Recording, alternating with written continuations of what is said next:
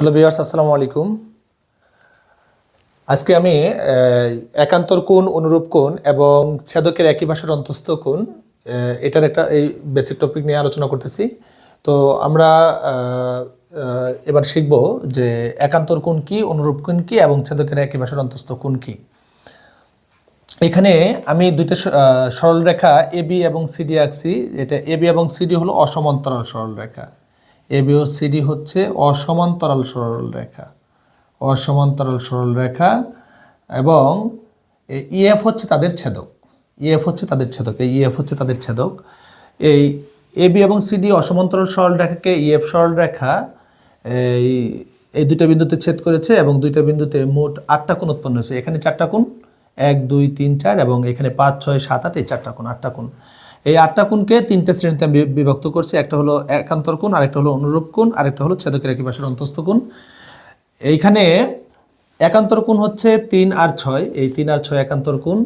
4 আর 5 একান্তর কোণ। একান্তর কোণ হলো যে এটা ছেদকের বিপরীত পাশে অবস্থিত হবে এবং এদের শীর্ষবিন্দু কিন্তু আলাদা হবে, এই যে আলাদা শীর্ষবিন্দু।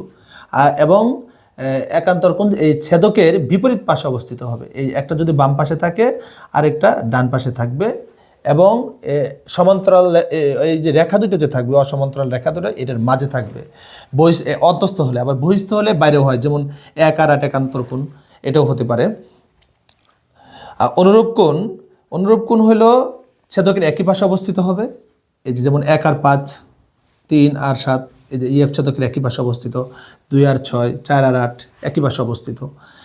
অনুরূপ কোণ একই পাশে অবস্থিত, এদের শীর্ষবিন্দু কিন্তু আলাদা। এই যে একটা শীর্ষবিন্দু, এই যে একটা শীর্ষবিন্দু। এখন তোমার মনে হয়তো প্রশ্ন রাখতে পারে যে শীর্ষবিন্দু একই হয় এরকম কোনো কোণ আছে কিনা? অবশ্যই আছে। যেমন আমি যদি তোমাকে বিপ্রতীপ কোণের কথা বলি, বিপ্রতীপ কোণ হচ্ছে এই যে ছেদক একই শীর্ষবিন্দু, এই যে একই শীর্ষবিন্দু কিন্তু বিপ্রতীপ কোণ।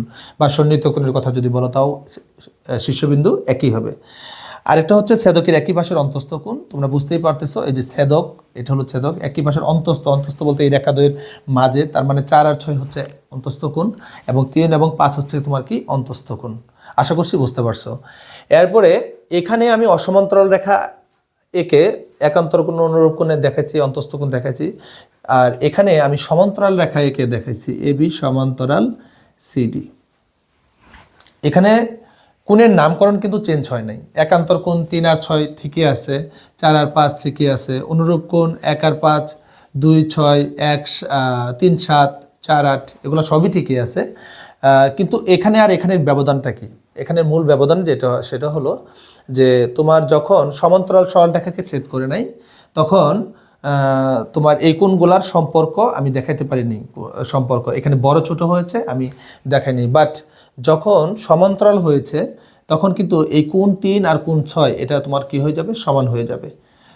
তারপরে তোমার 4 আর 5 একান্তর কোণগুলো সমান হয়ে যাবে। অনুরূপ কোণগুলোও কিন্তু তোমার সমান হয়ে যাবে এবং ছেদকের একই পাশের অন্তস্থ যে কোণ দুটো থাকবে সেটা তোমার দুইটার যোগফল 180 ডিগ্রি হয়ে যাবে। অর্থাৎ 3 আর 5-এর যোগফল 180 ডিগ্রি। তার মানে এই কোণটা এখানে যতটাই 90 ডিগ্রির চাইতে কম, এখানে ঠিক ততটাই 90 ডিগ্রির চাইতে বেশি।